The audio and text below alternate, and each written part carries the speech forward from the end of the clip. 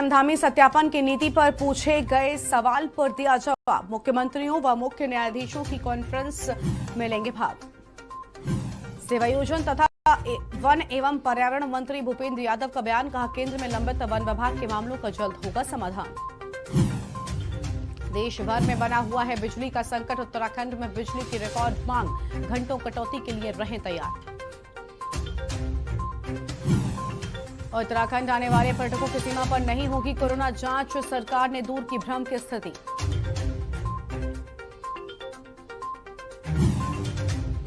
उत्तराखंड में 24 घंटे में 115 जगह पर धधके जंगल, इस बार 1558 घटनाओं में 2581 हेक्टेयर वन क्षेत्र प्रभावित। उत्तराखंड में मौसम ने बदली करवट, केदारनाथ की चोटियों पर हुआ हिमपात और निचले स्थानों पर हुई बारिश। आप देख रहे हैं के न्यूज, खबरों का सारथी। नमस्कार, मैं हूं गरिमा बाजपेयी और आप देख रहे हैं खबर उत्तराखंड। खबर देहरादून से है, जहां पर 3 मई से शुरू होगी चारधाम की यात्रा और 3 मई को खुलेंगे यमुनोत्री गंगोत्री धाम के कपाट। यह अहम जानकारी आपको बता दें। और चारधाम यात्रा पर मंडरा रहा है संक्रमण का खतरा। कोविड टेस्टिंग और वैक्सीनेशन पर छूट दिए जाने की बात कही गई है। टेस्टिंग और वैक्सीनेशन सर्टिफिकेट की नहीं होगी अनिवार्यता। भीड़भाड़ को नियंत्रित करने के भी आदेश दिए गए हैं और निर्देश साफ तौर पर दे दिए गए हैं। सीएम धामी के निर्देश पर मुख्य सचिव ने बैठक भी की थी। सीएम धामी के निर्देश पर मुख्य सचिव की ओर से बैठक की गई थी। फिलहाल ये बड़ी खबर आपको बता रहे हैं, जहां पर चारधाम यात्रा की तैयारियों को लेकर बैठक की गई थी। यह अहम जानकारी आपको बता दें। और टेस्टिंग वैक्सीनेशन सर्टिफिकेट की अनिवार्यता नहीं होगी, ये अब बिल्कुल साफ कर दिया गया है। और भीड़भाड़ को नियंत्रित करने के साफ निर्देश भी दे दिए गए हैं। तो भीड़भाड़ को नियंत्रित करने के साफ निर्देश भी दे दिए गए हैं। ये अहम जानकारी आपको हम बता दें। इस वक्त की अहम खबर सामने आ रही है, जहां पर चारधाम यात्रा की तैयारियों को लेकर बैठक किए जाने की बात सामने आई थी। तो चारधाम यात्रा की तैयारियों को लेकर बैठक किए जाने की बात सामने आई थी। फिलहाल इस वक्त की अहम खबर आपको हम बता रहे हैं। अहम जानकारी सामने आ रही है।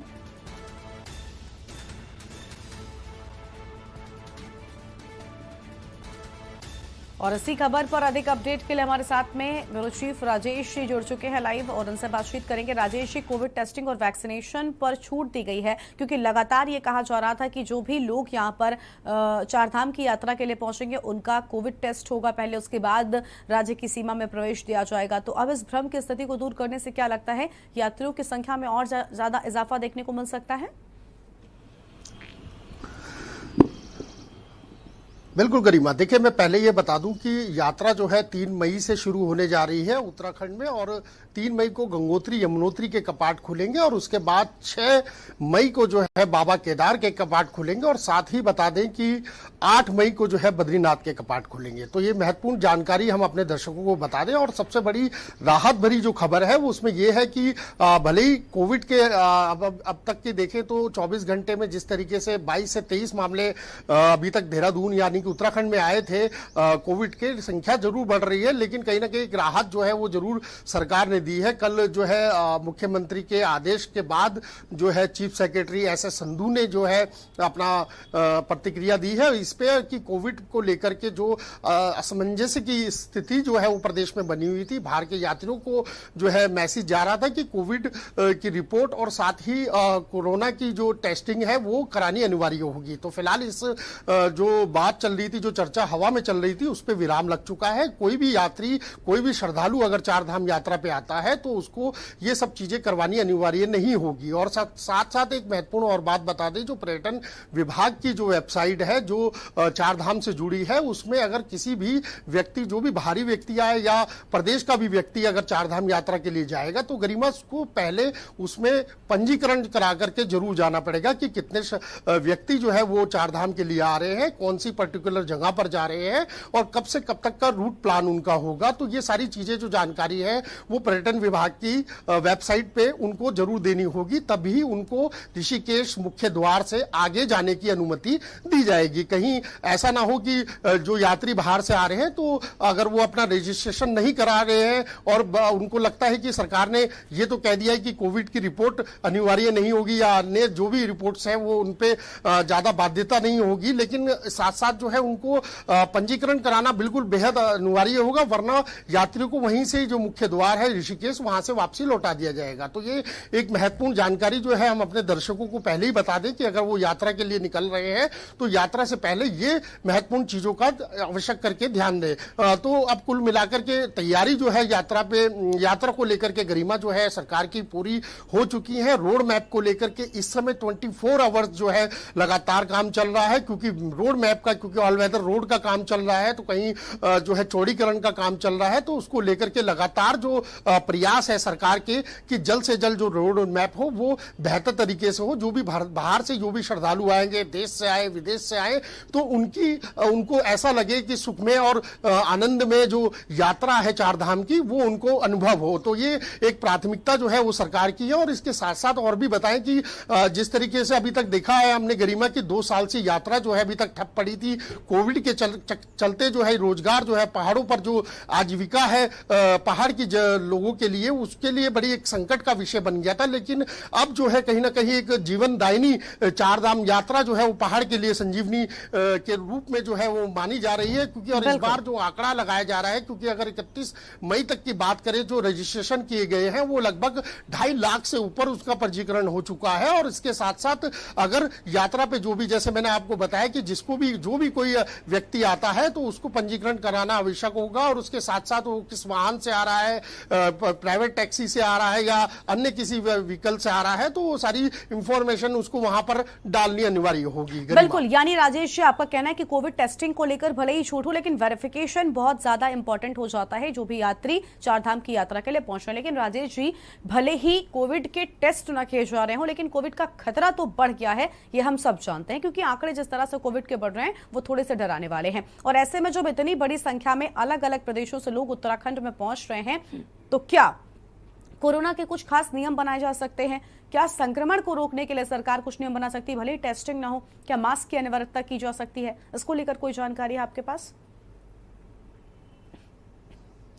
बिल्कुल महत्वपूर्ण सवाल है गरिमा आपका, क्योंकि इस बीमारी को यानी कि कोविड की जो महामारी है इसको भी डिनाई नहीं किया जा सकता, क्योंकि श्रद्धालु भले ही बड़ी संख्या में आने का अनुमान जो है इस बार उत्तराखंड सरकार ने लगाया है, लेकिन इसके साथ साथ जो केंद्र सरकार की जो कोविड के लिए गाइडलाइन है उसका अनुपालन जो है वो करना बेहद अनिवार्य होगा। क्योंकि भले ही जो भी बड़ी संख्या में जिस तरीके से भी श्रद्धालु किसी भी धाम पर आते हैं तो उनको जो है मास्क से लेकर सैनिटाइजर और जो प्रक्रिया अभी तक कोविड काल में हम लोगों ने देखी है वो सामान्य प्रक्रिया करनी अनिवार्य होगी। ये महत्वपूर्ण एक जानकारी ये भी हम बता दें, क्योंकि ऐसा नहीं है कि कोविड जो है बिल्कुल खत्म हो गया। जिस तरीके से हम राज्य में देख रहे हैं कि अभी 24 घंटे में जो है लगभग 23 से 24 जो है आंकड़े जो है वो आ चुके हैं, लगभग 100 से पार जो एक्टिव केस है कोरोना के वो इस समय सक्रिय हैं। तो कहा जा सकता है कि जिस तरीके से सरकार की तैयारी है, तो और एक तरफ महामारी जो है कोविड की दोबारा जो कहा जा सकता है कि जो लहर जो है दोबारा देखने को मिल रही है, तो इसको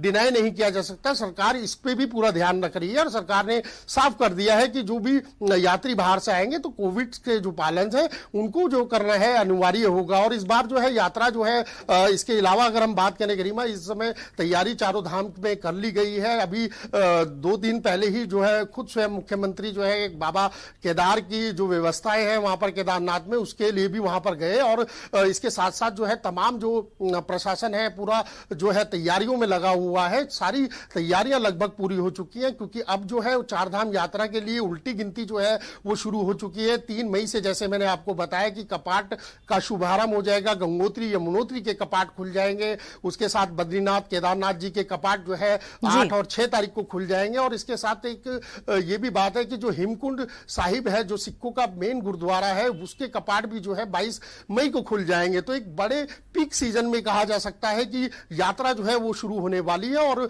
सरकार का मोटिव यही है कि बेहद सुरक्षित और सुगम यात्रा जो है वो किया जाए। और अतिथि देवो भव का जो एक नारा है उत्तराखंड का, उसको अधिकारियों के बीच में फ्लैश कर दिया गया है कि कोई भी अगर बाहर से यात्री आता है तो उसको कोई असुविधा ना हो और वो यहां से मैसेज जो है वो गलत लेकर के ना जाए। तो एक कहा जाए कि प्लानिंग जो है बहुत सॉलिड तरीके से जो है धामी सरकार ने कर ली और चार धाम के लिए इस समय पहाड़ जो है वो सज चुका है गरिमा। बिल्कुल, यानी यानी पूरी तरह से उत्तराखंड तैयार है चारधाम की यात्रा के लिए। फिलहाल बहुत शुक्रिया आपका राजेश जी हमारे साथ जुड़ने के लिए और अधिक अपडेट हमारे दर्शकों तक पहुंचाने के लिए। तो 3 मई से चारधाम की यात्रा की शुरुआत होगी और जिसको लेकर सभी तैयारियां लगभग हो चुकी हैं और चारधाम यात्रा की तैयारियों को लेकर बैठक भी की गई थी। और आपको बता दें कि कोरोना के खतरे को देखते हुए यहाँ पर कुछ नियम भी बनाए जा सकते हैं। हालांकि सिर्फ वेरिफिकेशन जो है वो बेहद जरूरी, लेकिन अब तक कोरोना टेस्टिंग की बात जो लगातार कही जा रही थी उसको लेकर ये साफ कर दिया गया है कि प्रदेश में एंट्री करने के लिए आपको कोरोना टेस्टिंग फिलहाल नहीं करानी होगी।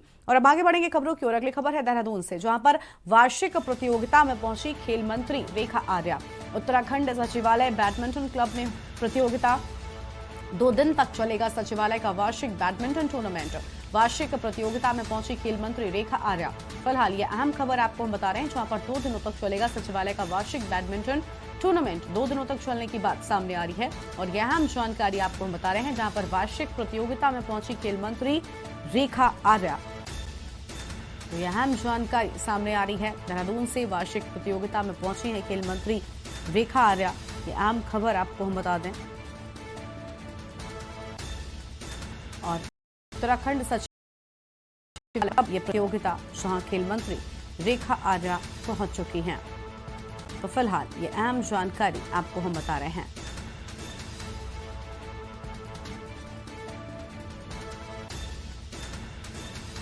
और ये अहम खबर सामने आ रही है, जहां पर देहरादून में वार्षिक प्रतियोगिता में पहुंची खेल मंत्री रेखा आर्या। अगली खबर है नैनीताल से, जहां पर पालिका बोर्ड द्वारा डीएससी पार्किंग, लेक ब्रिज, चुंगी समेत तमाम पार्किंग ठेकों को बिना टेंडर के 1 साल आगे बढ़ा देने से निर्णय को जहां हाईकोर्ट ने पालिका के अधिकार क्षेत्र से बाहर बताया है, तो वहीं पालिका ने वाणिज्यिक कोर्ट के निर्णय के बाद मलिता दी। ऐसे पार्किंग को कब्जे में लेकर पालिका का संचालन कर दिया है।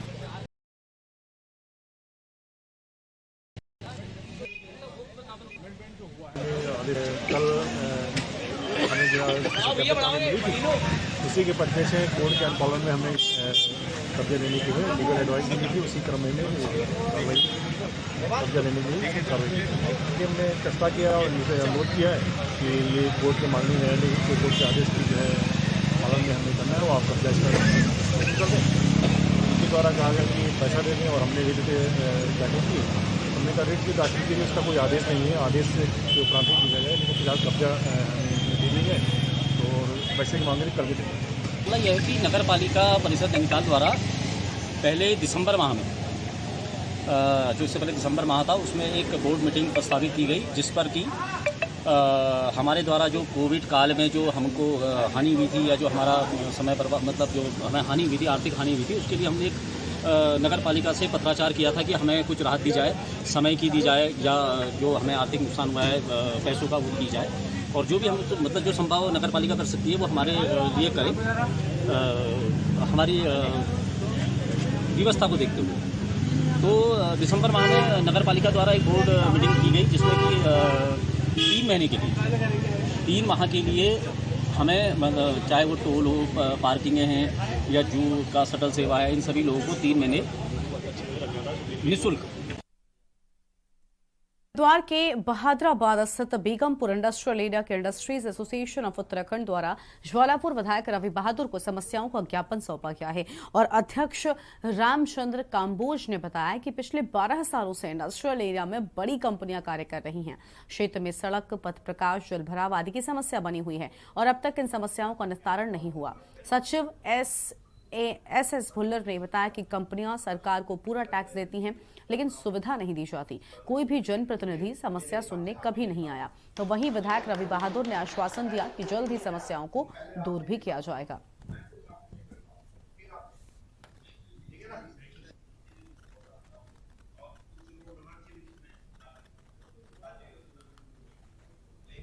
आज एसोसिएशन द्वारा मीटिंग की गई है बेगमपुर क्षेत्र में और सभी कंपनीज के कोई ना कोई रिप्रेजेंटेटिव यहाँ पे आए हुए हैं। यहाँ हालत थोड़ी खराब है, रोड को लेके, लाइट को लेके, झाड़ झंगाट रोडों पे बहुत ज़्यादा है। तो ये ऐसा लग नहीं रहा कि जो सपना उत्तराखंड में नारायण दत्त तिवारी जी ने और सरकारों ने देखा था यहाँ पे रोजगार देने का, वो यहाँ पे जो है सफल हो रहा है। क्योंकि एक और अगर हम कंपेयर करें, यहीं से 10 किलोमीटर की दूरी पे या मामूली मेरे ख्याल से 8 किलोमीटर की दूरी पे सिडकुल है, तो वहां को देखे और यहाँ को देखे तो ये इंडस्ट्रियल एरिया लग ही नहीं रहा है। तो उसको लेके आज सबने अपनी समस्या सुनाई है, मैंने समस्या सुनी है, और जल्द ही शासन से मिलकर इस पे चर्चा की जाएगी। लेबर कमिश्नर को बुलाया जाएगा और यहाँ की जितनी भी समस्याएं हैं, लाइट को लेके, सड़क को लेके, जल भराव को लेके, वो समस्या दूर करने का काम करें।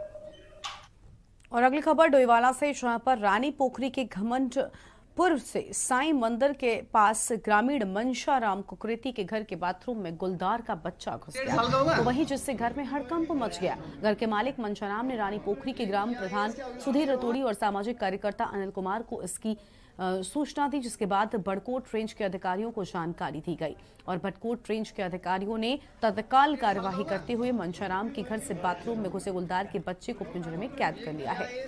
वन विभाग के ऑफिस ले गए। गनीमत रही कि बाथरूम में न रहे मंशाराम के बेटे को बाल बच गई है जान, तो वहीं गुलदार के बच्चे को भी कोई हानि नहीं पहुंची है। 1.5 साल का होगा या एज क्या होगी उसकी?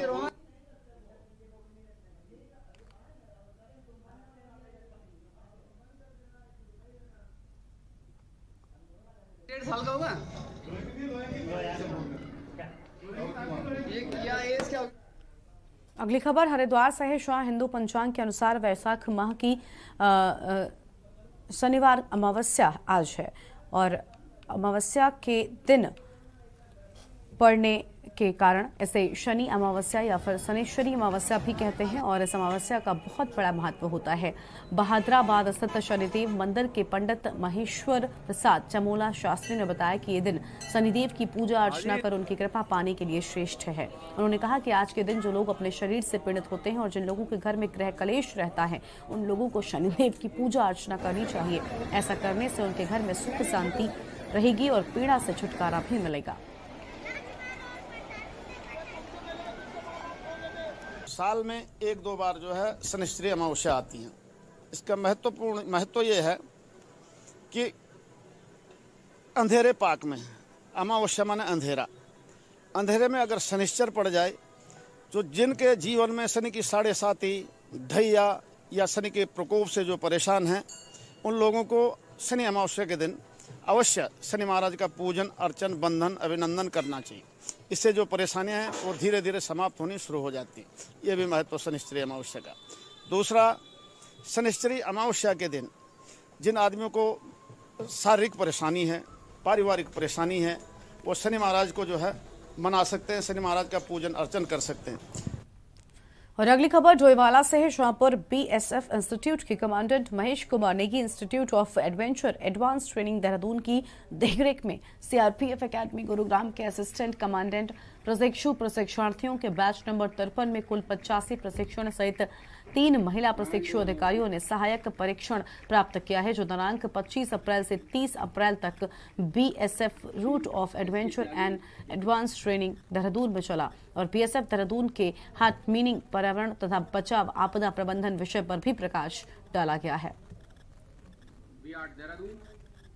आपको ये बता दूं कि हमारे पास जो है 24 अप्रैल को डैगो सीआरपीएफ के 83 ऑफिसर्स 1 वीक के एडवेंचर ट्रेनिंग के लिए यहाँ आए हैं और इस 1 वीक के दौरान हमने इनको तीनों फील्ड ऑफ एडवेंचर जल थल और नभ उससे इनको प्रशिक्षण दिया है। खासकर जो है हाई अल्टीट्यूड रेस्क्यू ऑपरेशंस के बारे में, क्योंकि जंगलों में इसकी ज़रूरत पड़ती है। साथ में रोप वर्क के बारे में, jumaring, rappelling, pre noted climb, rope fixing और साथ ही साथ एडवेंचर ट्रेनिंग जो एक्वेटिक का है उसमें हमारे को survival and rescue in waters, खासकर जो एलएसटी इनकी कैसे सर्वाइव ये करेंगे और साथ ही साथ इनको राफ्टिंग, कयाकिंग और स्टैंड अप पैडल का, तो इनको आने वाले टाइम में इनके जो एरिया होंगे वहाँ पे इस तरह की आपदा होने पे भी काम आएगा।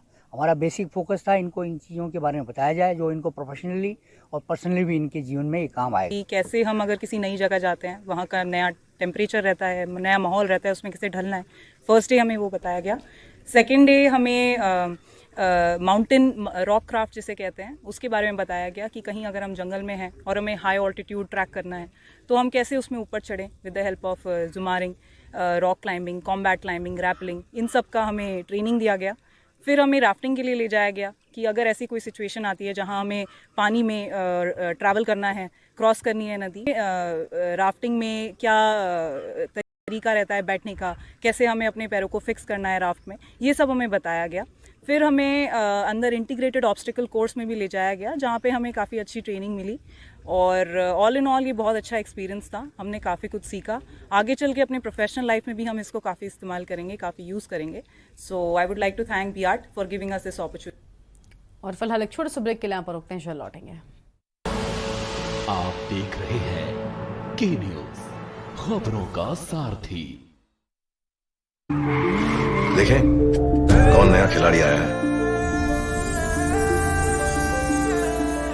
समझा देते हैं, प्यार से समझाएंगे, धीरे धीरे से, वो भी अपनी जुबान में।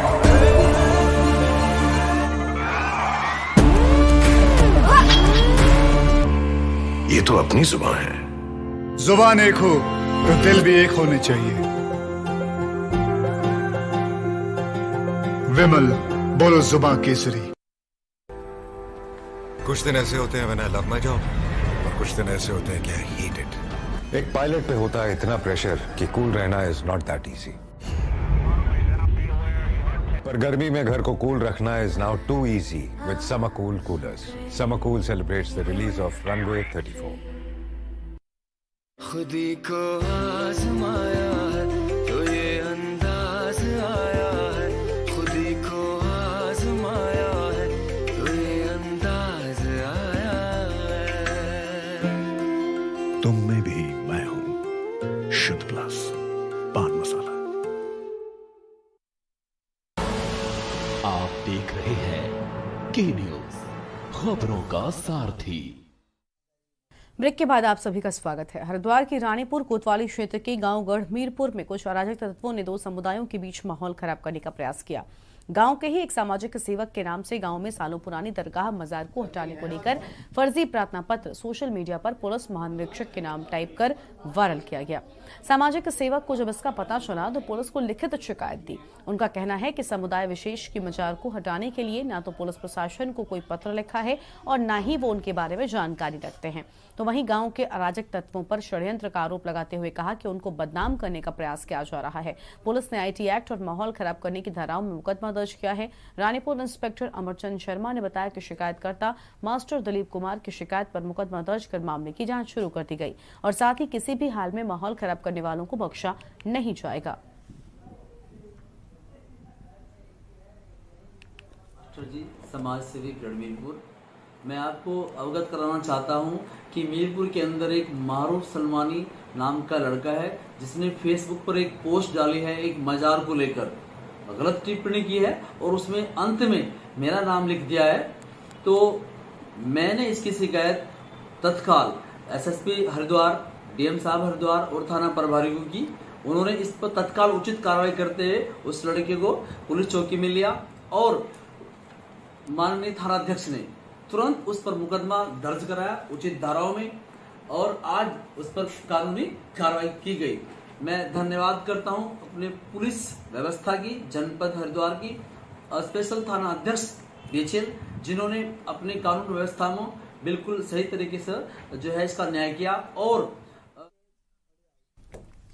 और साल 2020 की शुरुआत में ऑस्ट्रेलिया जंगलों में लगी आग ने पूरी मानवता को झकझोर कर दिया है, क्योंकि इसमें 50 करोड़ से ज्यादा जानवर जिंदा जल गए और वन संपदा का कितना नुकसान हुआ इसका अंदाजा लगाना शायद मुश्किल है। इन दिनों उत्तराखंड के पहाड़ों में भी ऐसी ही कुछ झलक देखने को मिल रही है। देवभूमि के हरे भरे पहाड़ों में गर्मी बढ़ने के बाद अब एक संकट आन पड़ा है और ये है जंगलों की आग। सूरज की तपिश के बीच ठंडक और सुकून देने वाले जंगल लगातार जलते हुए नजर आ रहे हैं, जिसमें लाखों की वन संपदा भी जलकर राख हो गई है। सरकारी जंगल की ही नहीं बल्कि इसमें बागवानी करने वाले लोगों की भी कई फलदार पेड़ भस्म हो गए। पर्यटकों को खींच कर लाने वाले उत्तराखंड के हरे भरे जंगल और पहाड़ आज धधकते हुए अंगारों में तब्दील हो गए हैं। सुकून का एहसास कराने वाले ये जंगल आग की लपटों के आगोश में समाते जा रहे हैं। तो वहीं प्रशासन और वन विभाग हाथ पैर तो मार रहे हैं, लेकिन कामयाबी ऊंट के मुंह में जीरा की जितनी है। ऐसा नहीं हुआ है कि ये पहली बार उत्तराखंड में जंगलों में आग लग रही है। हर साल गर्मी बढ़ने पर हमें ये चुनौती झेलनी ही पड़ती है। वन विभाग की तरफ से भी ये बताया जाता है कि परंपरागत तरीके से आग बुझाई जाती है। हर साल ऐसी घटनाएं होने के बावजूद पहले ही प्रशासन आखिर तैयार क्यों नहीं रहता, ये रिपोर्ट देखिए।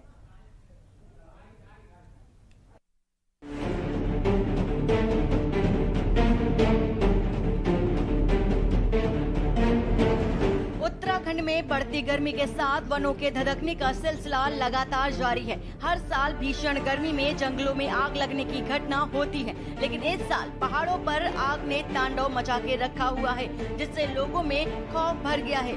हरे भरे पेड़ राख हो रहे हैं और जंगल धुएं के चैम्बर बनकर रह गए हैं। उत्तराखंड में अब तक 700 से ज्यादा आग की घटनाएं। अल्मोड़ा, पिथौरागढ़, नैनीताल, बागेश्वर, चंपावत में आग। हरिद्वार के मनसा देवी पर्वतमाला में आग का तांडव।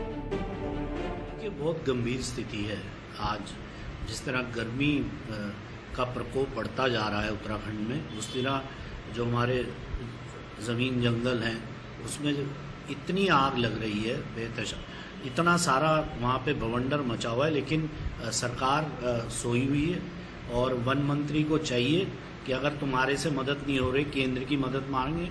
तुमने ट्रिपल इंजन, डबल इंजन करके वोट मांगा है। मैं समझता हूँ कि सरकार को, माननीय मुख्यमंत्री जी को आगे आके लोगों की जान माल की सुरक्षा करनी चाहिए, लेकिन सरकार अभी चेती नहीं है, सोई हुई है। वन विभाग हर साल जंगलों में पौधरोपण और आग बुझाने के लिए करोड़ों रुपए का बजट खर्च कर दिखाता है। इसके बावजूद ना तो जंगल में हरियाली आती है और ना ही आग बुझ पाती है।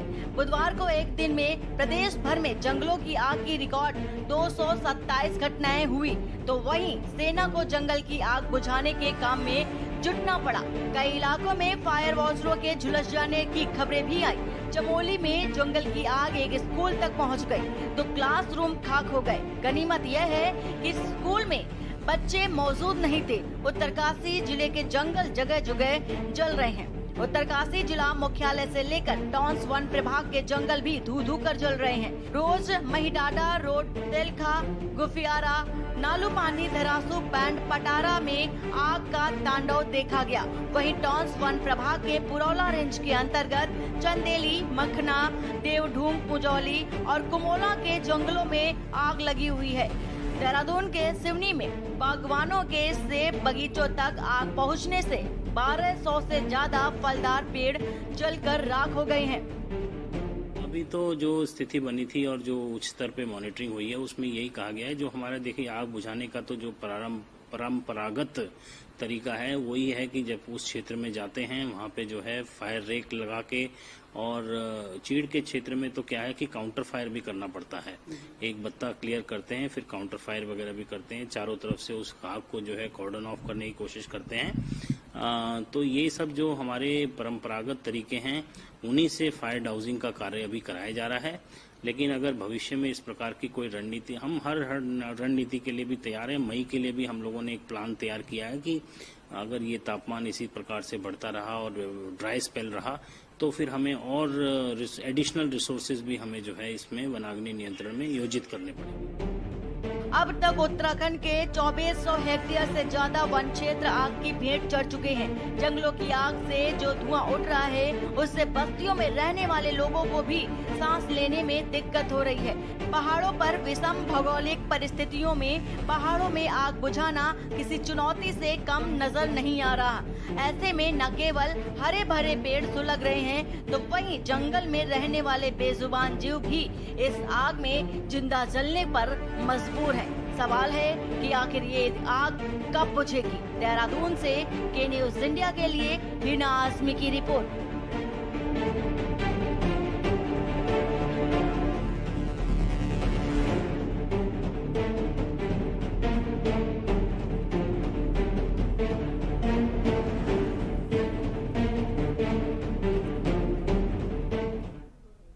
और फिलहाल इस बुलेटिन में इतना ही। आप देखते रहिए के न्यूज इंडिया। नमस्कार।